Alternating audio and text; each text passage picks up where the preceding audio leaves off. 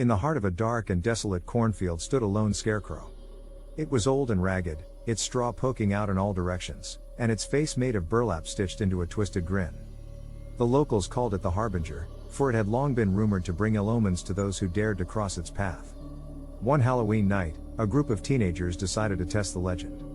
They snuck into the field and surrounded the scarecrow, daring each other to touch it.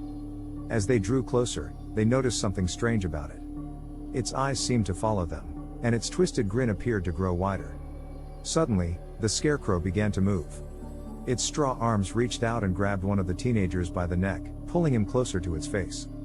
The others tried to run, but they found themselves rooted to the spot, unable to move as they watched in horror. The scarecrow spoke, its voice raspy and cold. "You have trespassed on my land," it hissed. "And for that, you shall pay the price." The teenagers watched in terror as the scarecrow began to change. Its straw body expanded and grew, until it towered over them like a giant. Its eyes glowed with an otherworldly light, and its twisted grin was now a gaping maw, filled with razor-sharp teeth. The teenagers screamed and begged for mercy, but it was too late. The scarecrow lashed out with its straw arms, shredding them to pieces with ease. As their screams echoed across the cornfield, the scarecrow cackled with delight, relishing in its newfound power. And so, the legend of the Harbinger grew even stronger.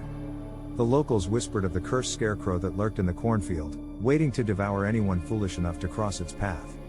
And on dark and stormy nights, some say they can still hear its wicked laughter echoing through the fields.